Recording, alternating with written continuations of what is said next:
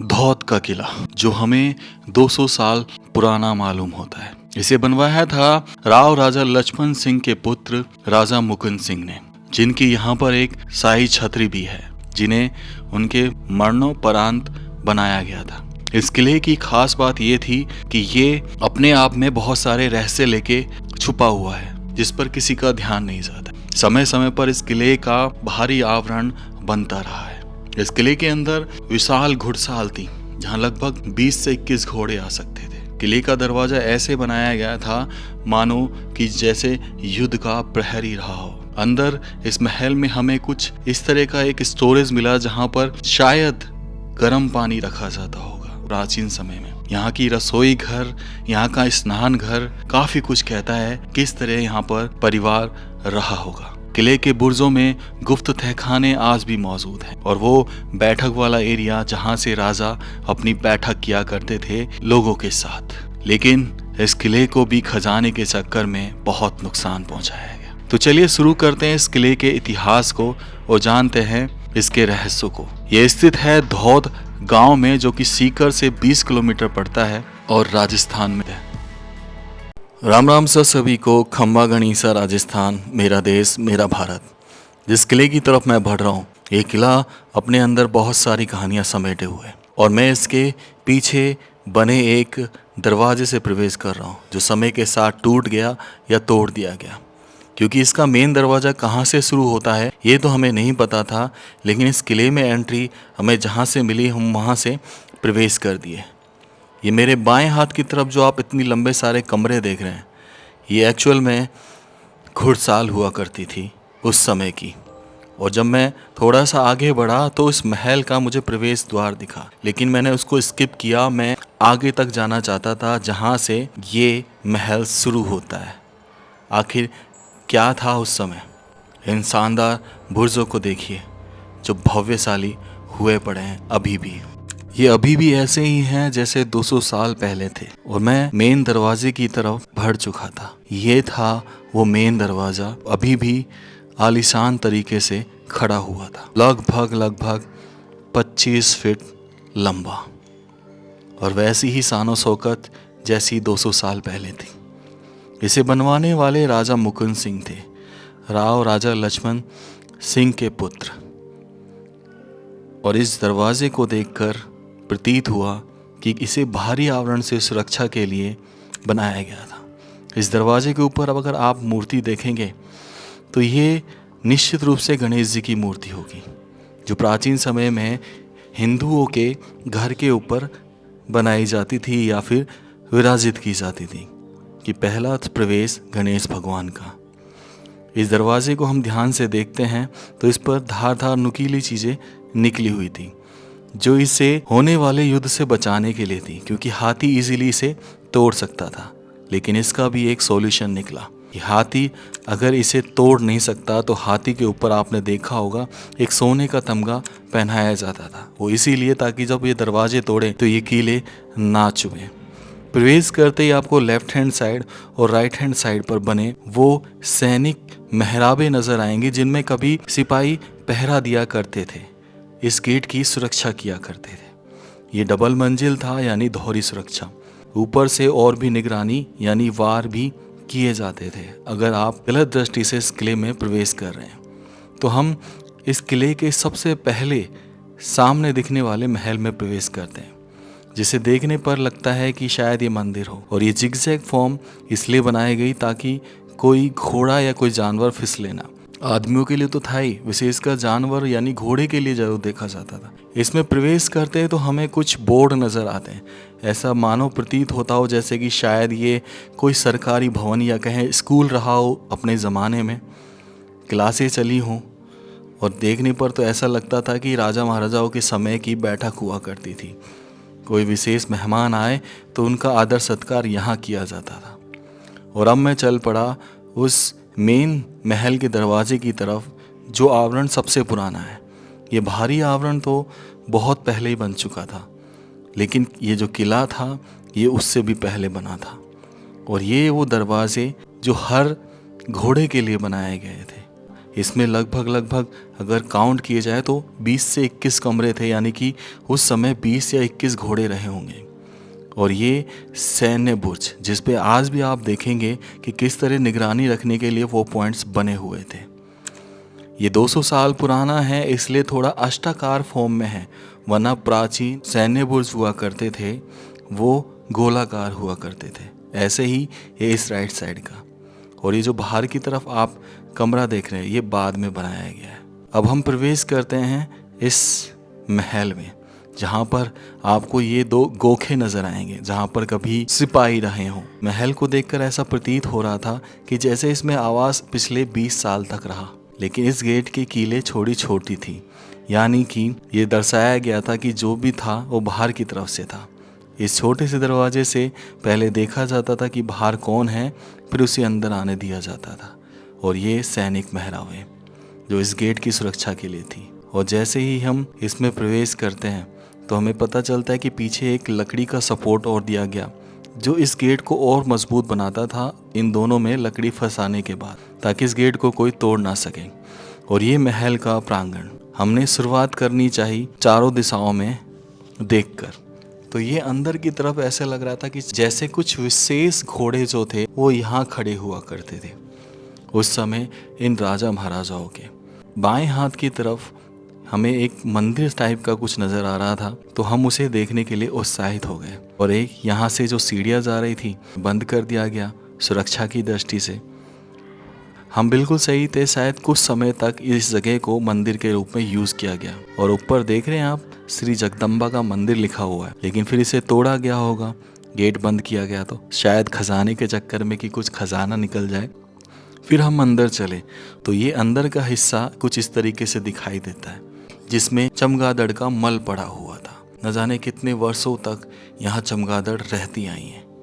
और जैसे ही हम इससे बाहर निकलते हैं तो कुछ स्पेशल से कमरे ऐसे लगता है जैसे कि छिपने के लिए बनाए गए थे। और यहाँ पर हमने देखा कुछ एक ऐसा खुफिया कमरा जिसका हमें पता नहीं चला आखिरकार ये क्या है। तो हमने डिसाइड किया इसके अंदर जाकर देखने का। जहाँ तक हमें प्रतीत हुआ कि समय के साथ ये शायद टॉयलेट रहा होगा जो मिट्टी की वजह से भर चुका है। फिर हम थोड़ा आगे चलते हैं तो हमें एक स्ट्रक्चर दिखाई देता है, लेकिन हम इसको थोड़ा सा निहारते हैं। जरा निहारिए इसे। ऊपर अगर आप देखेंगे तो आज भी ये किला रानियों के हिसाब से बनाया गया था, यानी कि ऊपर दीवारें लगाई गई थी छज्जे के आगे, ताकि रानियां जो हैं, महिलाएं जो हैं इस महल की, वो सबको देख सके लेकिन उनको कोई ना। और ये वो चीज़ थी जो एक विचित्र थी। पता नहीं किस समय उस समय किस लिए यूज़ में होती थी, लेकिन अंदाज़ा लगाया गया कि शायद ये पानी का स्टोरेज रहा हो, शायद इसको गर्म करने का भी कोई तरीका रहा हो, या शायद कुछ गीज़र बोल लीजिए उस ज़माने का। तो इस तरीके से इस महल का बहुत आधुनिक तरीके से निर्माण हुआ। लेकिन अगर आप देखेंगे इन ईंटों को तो ये बाद में लगाई गई थी। पहले ये 3 मेहराबें थी जो साफ साफ दिखती हैं। ये ऑफिस बना होगा या स्कूल बना होगा तो इनको बंद करके एक दरवाज़ा लगाएगा। और ये था वो प्रांगण जहाँ राजा साहब अपने विशेष लोगों के साथ बैठक किया करते थे। बैठक वाला एरिया था जहाँ पे बहुत रणनीति बनाई जाती होंगी कि कौन सा देश क्या सोच रहा है उनके शासन के खिलाफ। तो हम इसमें थोड़ा सा अंदर प्रवेश करते हैं। प्रवेश करने पर हमें कुछ ऐसा नज़र आता है जिसे आप देखना जरूर चाहेंगे। और ये जो दिख रहा है ये है 7 मास की कारीगरी। 7 चीज़ों को मिलाकर ऐसा प्लास्टर किया जाता था ताकि वो बिल्कुल स्लिपरी, जैसा टाइल्स होता है ना, ऐसा लगता था। और ये अंदर का कमरा, और यहाँ पर थी वो गुप्त चीज़। इसको देखेंगे आप, नीचे देखो किस तरीके से सीढ़ियाँ उतर रही हैं। और ये उस समय का गुप्त कमरा रहा होगा, बहुत ही गुप्त। तो इसके अंदर झांकना तो बनता है ना। और हमने झांक कर जब देखा तो देखो जिस तरीके से गड्ढा खोदा उसकी मिट्टी सामने भर दी गई, यानी कि ये साफ क्लियर था कि इसमें भी खजाने की तलाश में गड्ढा किया गया, जो कि एक सीक्रेट कमरा हुआ करता था जहां अगर आक्रमण हो जाए तो ये कमरे काम आते थे महिला और बच्चों को बचाने के लिए। तो इस तरह के कमरे आपको ज़्यादातर राजस्थान के सारे महलों में मिलेंगे। साथ ही इन कमरों से जुड़ी होती थी एक सुरंग जो इस पूरे किले से आपको बाहर निकाल देती थी। और ये बाहर आकर फिर एक खड्डा मिला। किस हद तक इसको नुकसान पहुंचाएगा, लेकिन क्या मिला होगा उनको? एक बोलते ना बाबा जी का ठुल्लू, कुछ नहीं, सिर्फ इस कीमती धरोहर का नुकसान हुआ। अब हम थोड़ा सा पीछे वाले बुर्ज की तरफ बढ़ते हैं, जहां हमें वो बुर्ज में भी एक नीचे सीक्रेट तहखाना दिखाई देता है। ये तहखाना बहुत काम का रहा होगा उस समय। आपका ध्यान ऊपर की तरफ और नीचे ये पूरा दरवाजे से पैक। तो ये तहखाने बचने के लिए या फिर कहें छुपकर वार करने के लिए भी बनाए जाते थे सैन्य बुर्ज में। इसमें देखकर ये लगा कि मिट्टी काफ़ी ऊपर तक चढ़ाई है समय के साथ और ये दब चुके हैं। और ये उस ज़माने की खूंटी जो लकड़ी की बनी हुई है, जिस पर कपड़े वगैरह या कहें बंदूक वगैरह टाकी जाती थी, तो आज भी कुछ अवशेष मिलते हैं। और देखो किस तरीके से बिना लेंटर के या बिना किसी सपोर्ट के छत डटी हुई है।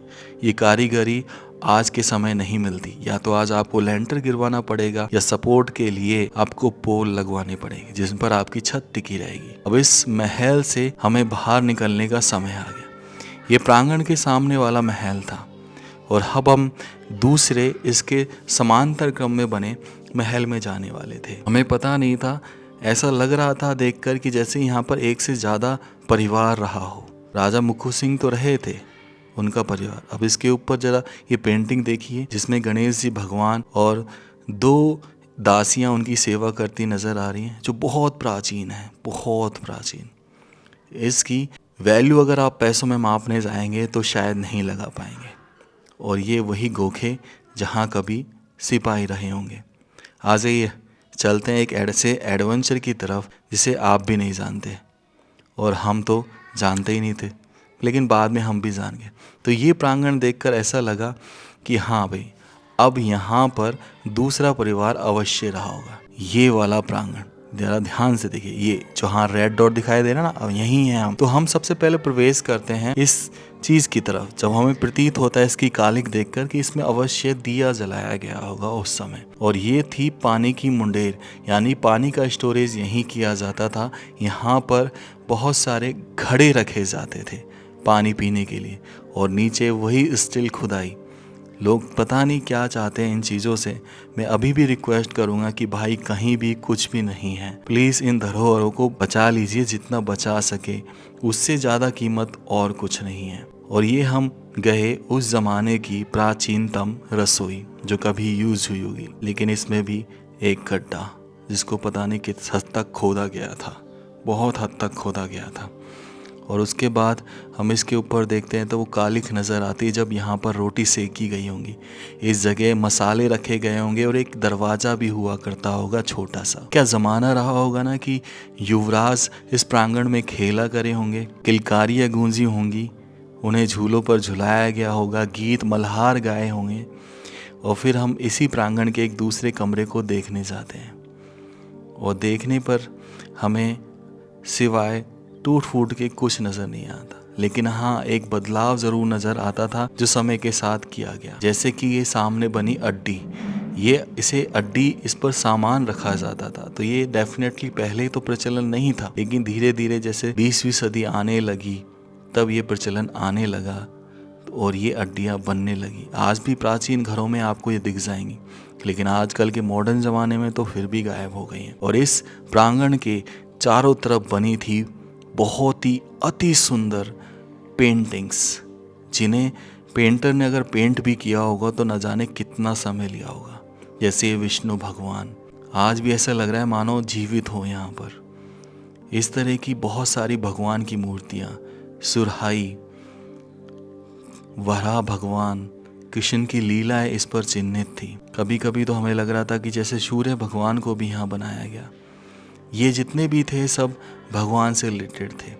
तो चलिए अब चलते हैं ऊपर की तरफ, लेकिन उससे पहले ये बुर्ज तो रह ही गया। ये वो बुर्ज है जो पीछे की तरफ से दिखाई देता है। देखना चाहते हैं? ये जो नीचे जो आप देख रहे हैं ये पूरा तहखाना था जो मिट्टी से भर चुका है और ऊपर का बस ये हिस्सा बचा है। यहाँ पर हैं हम इस वक्त, जहाँ पर आपको ये रेड डॉट दिखाई दे रहा है। और हम अब पीछे की तरफ जाते हैं। इस पीछे की तरफ की एक खास बात थी, कहते ना दिखाने के कुछ और दांत और खाने के कुछ और। लेकिन आप इस प्रांगण को देखेंगे तो आपको क्या लगता है?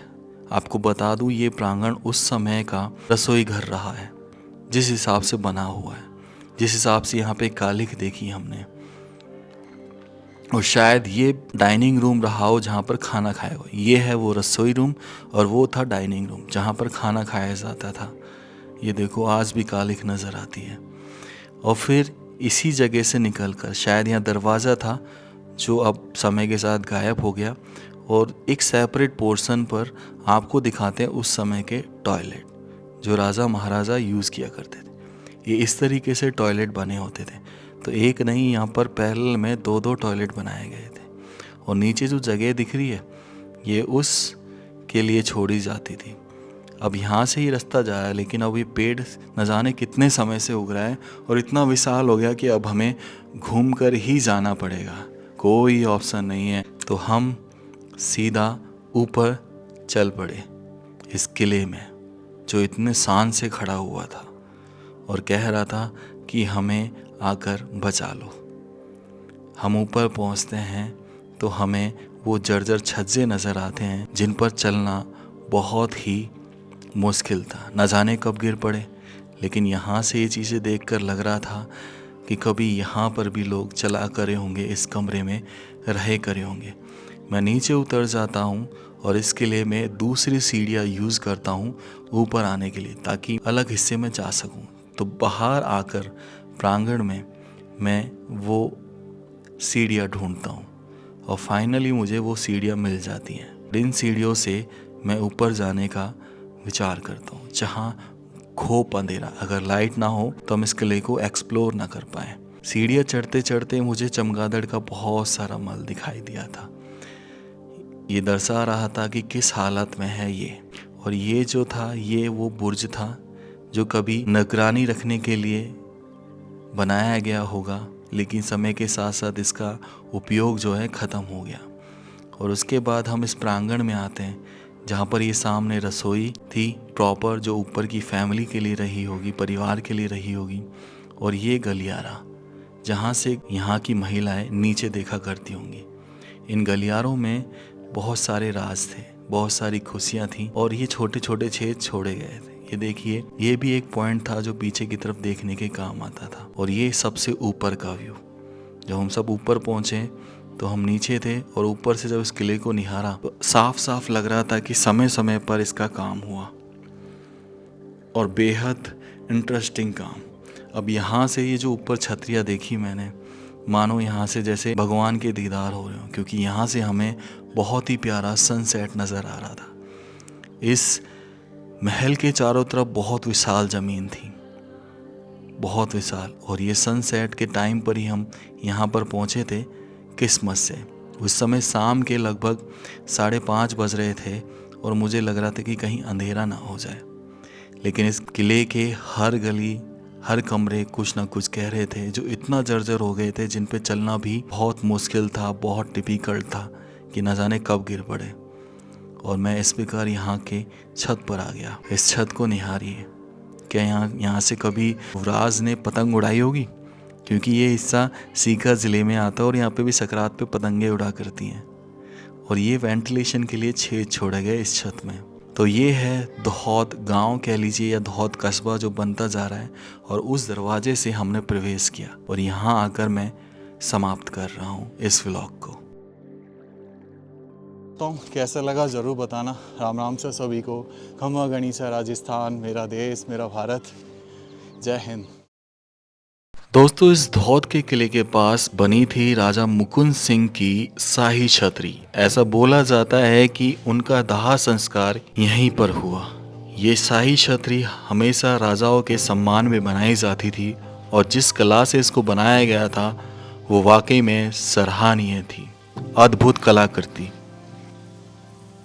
दोस्तों, इस वीडियो के एंड में मैं आपको इतना बताना चाहता हूँ कि मैंने एक व्लॉग बनाया है, एक फैमिली व्लॉग, जिसका लिंक इस वीडियो के डिस्क्रिप्शन में है। मैं चाहता हूँ कि आप वहाँ जाकर देखें कि आखिर कैसी है हमारी फैमिली।